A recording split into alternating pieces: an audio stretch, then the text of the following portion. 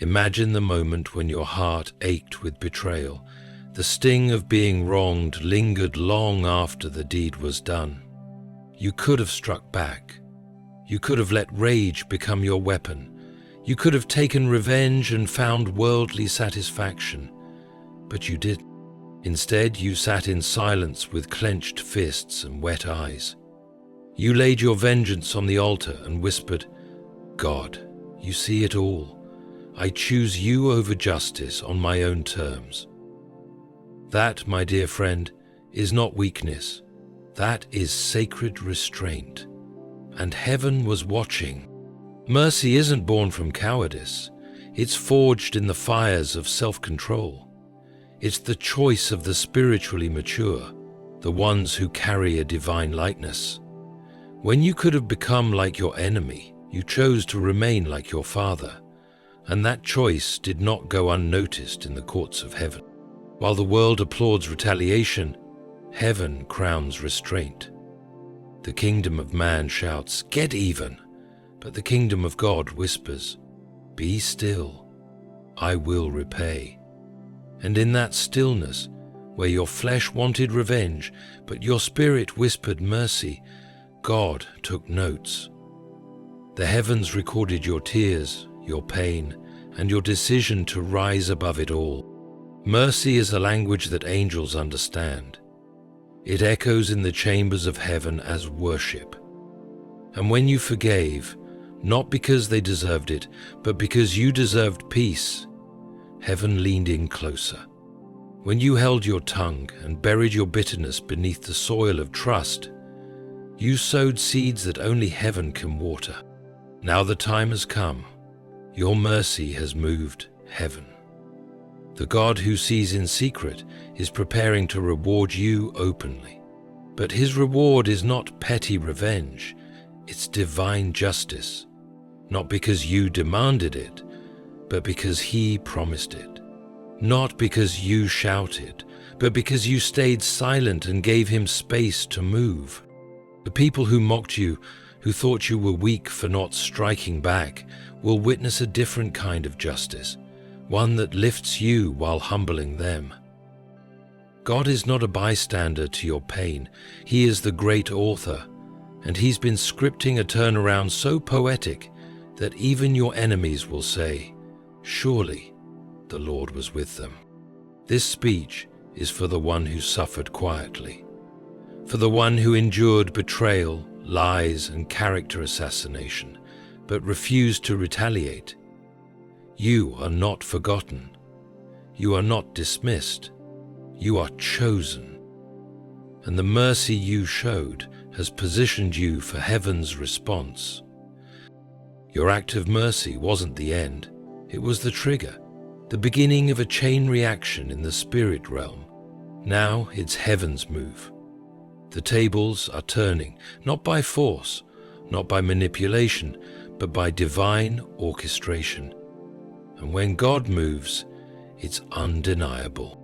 So let them talk, let them believe they won.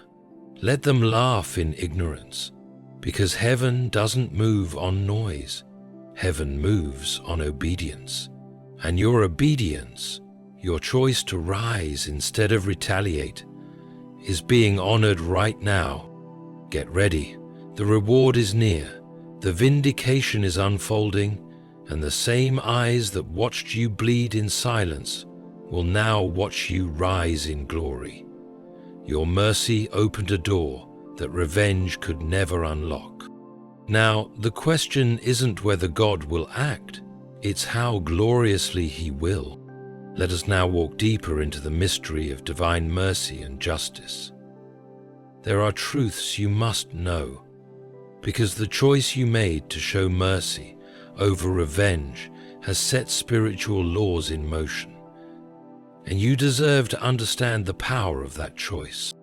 Mercy is heaven's language. It speaks louder than revenge. There's something sacred about the moment you choose mercy when revenge is well within reach. It is not merely a moral decision, it is a spiritual shift, a divine alignment with the very nature of God. Mercy, after all, is not of this world. It is foreign to the instincts of flesh, contrary to the hunger of pride, and disruptive to the expectations of those who wronged you. And yet, when you speak it, not with words but with restraint, with silence, with peace, you echo the voice of heaven. Heaven does not applaud the loudest voice. It does not honor the sharpest rebuttal or the quickest strike. Heaven listens for something else, something deeper. It listens for the heart that remains kind under fire, the soul that whispers forgiveness when anger roars, the spirit that says, "Though I am wounded, I will not wound back." That is mercy. And mercy speaks a language angels understand. In the hidden realms, where prayers ascend and destinies are measured, mercy is not weakness, it is weight. When you showed mercy, heaven didn't see silence, it saw strength. It didn't see you backing down, it saw you rising above. Because it is easy to return fire when someone burns you, what is divine is holding the fire and refusing to use it. Mercy takes more courage than revenge ever will. Think of it this way. What is more powerful? A storm that rages uncontrollably, or a still sea that refuses to be stirred? What is more reflective of God? A heart that curses those who curse it, or a heart that blesses and lets God handle the rest? When you chose not to retaliate, you became a mirror of the divine nature. You reflected the character of Christ, who, in his agony, cried not for vengeance, but for forgiveness. This is why mercy speaks louder than revenge, because it confounds the enemy, it disrupts the pattern of pain. Where others expected you to fight back, you responded with calm. Where the world demanded a response, you gave peace. Where bitterness was supposed to bloom, you planted kindness. And that silence, that holy self-restraint, echoed all the way to the throne of God. You see, when you show mercy, you are not only changing your own path, you are changing the spiritual atmosphere. You are tearing down strongholds that feed on hate and division. You are waging a different kind of war, one where the victory is not in who bleeds first, but in who forgives first. And while revenge may win applause on earth, mercy writes your name into eternity. The greatest victories are not those shouted from rooftops, but those whispered in secret between you and God. And when you chose mercy, you had that moment where heaven listened, took note, and said, "Here is one who understands the language of the kingdom." When you let go, you made room for divine justice. There is a divine paradox at the heart of spiritual surrender. When you let go, you receive. When you step back, God steps in. When you say, "This fight is not mine," heaven responds, "Then let it be ours." That is the essence of divine justice. It doesn't begin when you take matters into your own hands. It begins when you release the need to. Letting go of revenge is not an act of forgetting. It is not a denial of the wrong done, or a dismissal of the pain endured. Letting go is the bold and faithful decision to no longer be the judge, the jury, and the executioner. It is to acknowledge that your hands are not meant to carry the burden of retribution. That weight belongs to God alone. When you let go, you are not letting them win. You are allowing God to show you what real justice looks like. Because human revenge is always flawed, it is reactive, emotional, and short-sighted. Divine justice, on the other hand, is rooted in eternal truth. It is not driven by impulse, but by righteousness. It sees every secret conversation, every manipulated truth, every hidden intention, and unlike you, God misses nothing. You made room for that kind of justice the moment you said, "Lord, I leave this to you." You cleared the courtroom of your own arguments and left the seat of judgment open for the only one who sees the heart. And in that act of trust, you activated something supernatural. You told heaven, I don't need to fight to win. I need you to fight for me. What you didn't see, but what was very real, was the way your surrender disrupted spiritual systems. The enemy wanted you trapped in cycles of retaliation. He wanted your peace poisoned by the need for revenge. He wanted you enslaved to your pain. But when you let go, you didn't just walk away from the offense. You walked into the hands of divine order. And there is something else, something tender, something powerful. Letting go is also saying, I believe you care enough to act. Because if you didn't believe God cared, you wouldn't have surrendered the pain to Him. Your letting go wasn't indifference, it was faith in disguise. And heaven honors that kind of faith. Not the loud faith of shouting declarations, but the quiet, trembling faith that says, I trust you to make this right. Divine justice doesn't always look like what we expect. Sometimes it doesn't come swiftly, sometimes it doesn't come loudly, but it always comes precisely, and it never misses its mark. You don't need to chase those who hurt you. You don't need to fix the story they twisted. You just need to rest in the fact that the one who writes all stories is not finished yet. When you let go, you made space for justice, space for healing, space for restoration, and most of all, space for God to be God. Heaven takes notes when you forgive in secret. There is something deeply sacred about what happens when you forgive in secret, when no one sees the tears you wiped, the pride you buried, or the weight you carried quietly. The world applauds visible acts of greatness. It rewards what can be captured in a photograph or shared in a post. But heaven's attention is stirred by what the world overlooks. It is in the unseen moments, when you whisper, I forgive with trembling lips and a broken heart, that eternity leans in. Forgiveness is one of the most mysterious acts of spiritual obedience. It requires a strength the flesh cannot provide and a vision that sees beyond the moment. When you forgave someone who never apologized, when you released someone who kept hurting you, when you blessed those who gossiped and slandered your name, you did something that shook spiritual dimensions, but you didn't do it for applause. You did it quietly, in the corners of your heart, where only God resides, and that's exactly where heaven was watching. Heaven takes notes when the soul chooses purity over pride. It records the moments when you could have exposed but chose to protect, when you could have retaliated but chose to pray. These choices may seem small in the eyes of men, but they are massive in the books of eternity. Because hidden forgiveness is not just a secret, it is a seed, and every seed, when buried, carries the promise of resurrection. Think of Christ on the cross. He did not forgive in the comfort of a sanctuary. He forgave in the chaos of injustice. Bloodied, mocked, and abandoned, he looked at the faces of those who caused his suffering and said, Father, forgive them. That was the blueprint, not for public forgiveness that seeks validation, but for quiet forgiveness that seeks heaven. You too followed that blueprint, and your silent obedience did not go unnoticed.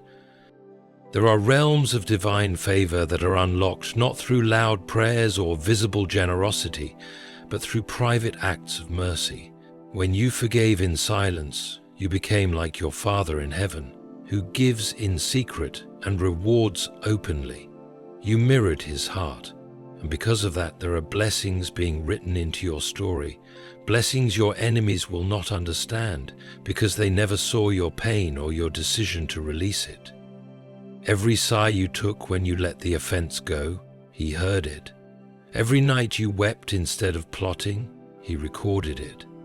Every moment you carried that cross in secret, heaven bore witness. And now, those pages filled with unseen faithfulness are being turned. Forgiveness is not forgotten. It is documented. It is celebrated. and it is always answered. To the world, you may have looked passive, but to heaven you were a warrior, a peacemaker, a reflection of divine love in human skin, the kind of person God trusts with destiny. Your restraint activated a heavenly turnaround. There is a quiet kind of power that most never notice, the power of restraint. It is not the storm that shouts or the fire that devours. It is the hand that stays still when provoked, the voice that holds silence when wronged, the heart that feels pain but refuses to inflict it. Restraint is a language of the mature.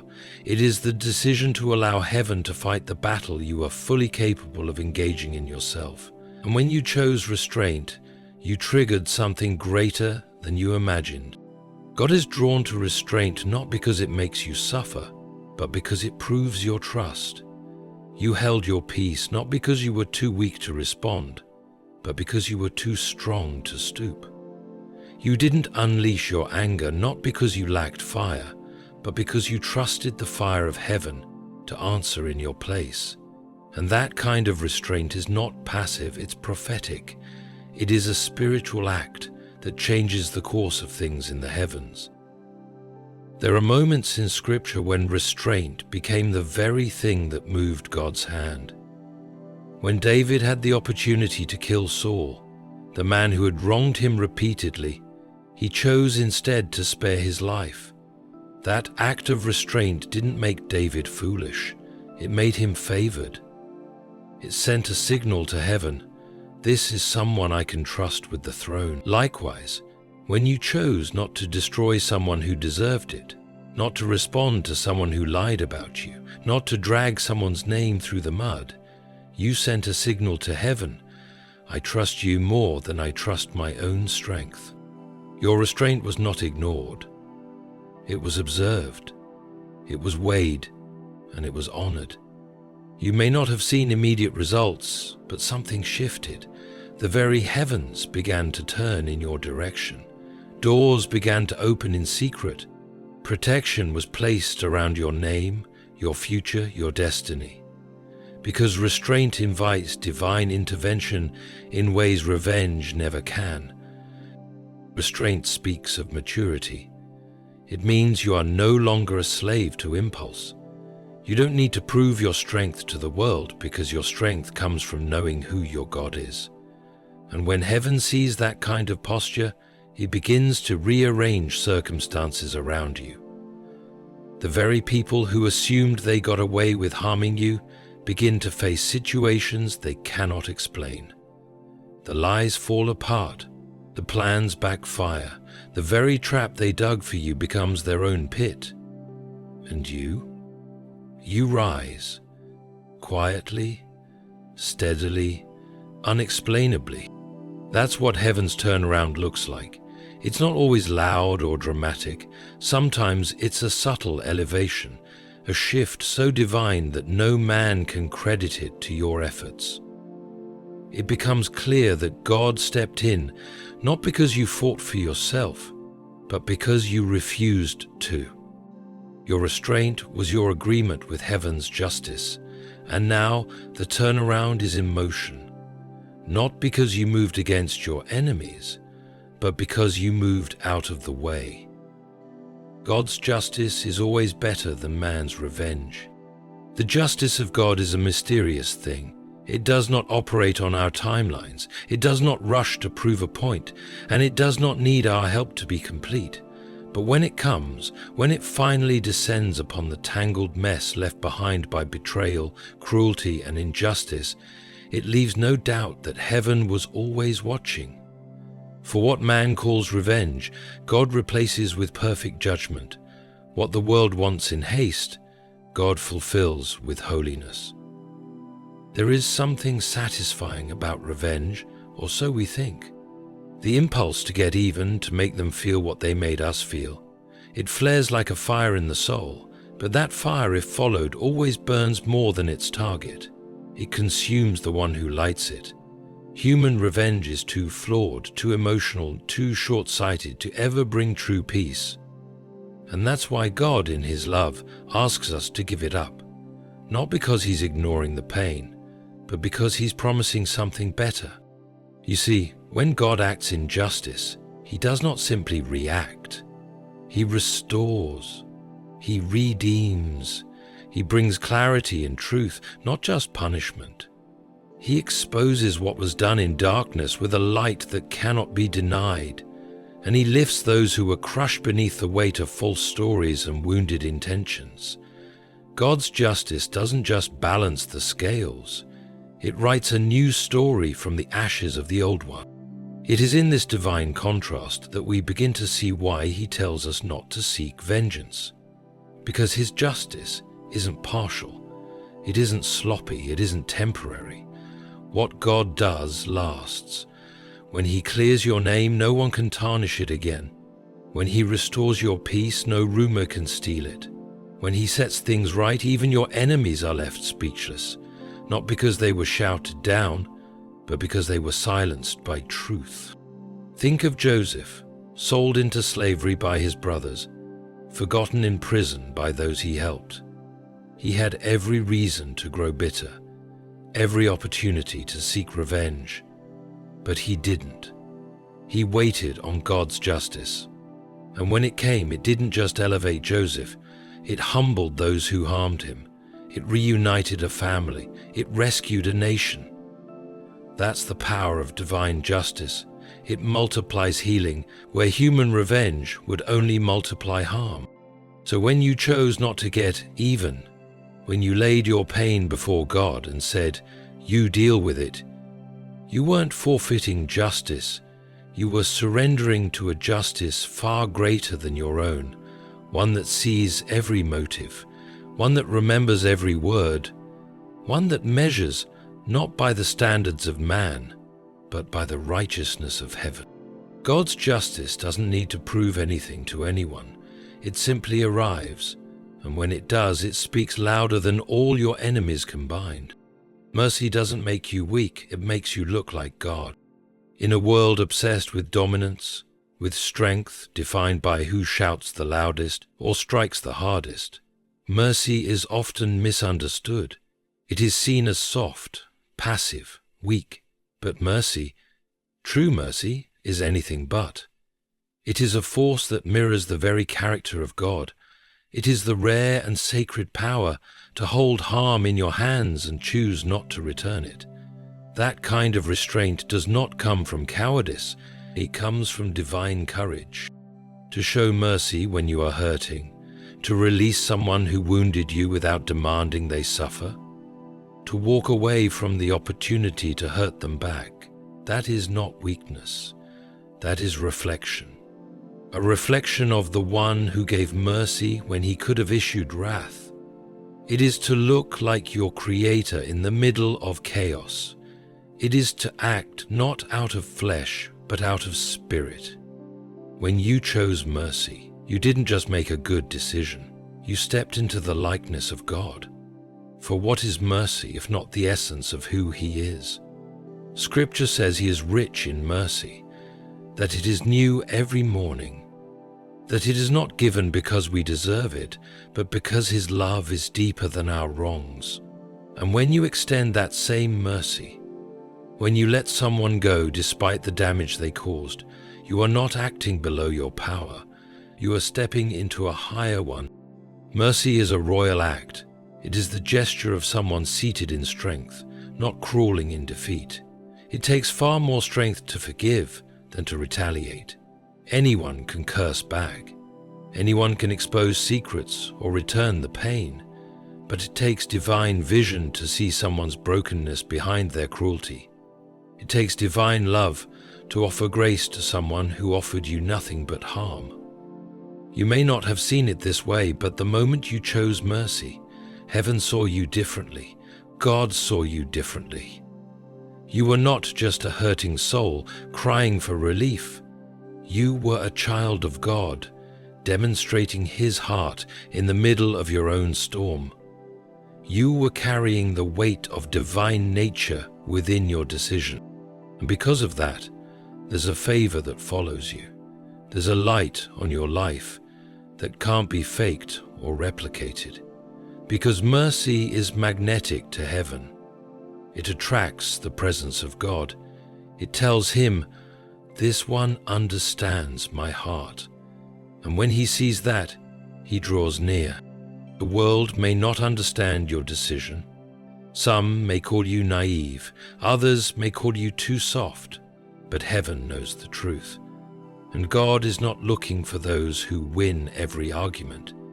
He's looking for those who look like him, who love like him, who show mercy like he does. And that, dear soul, is you.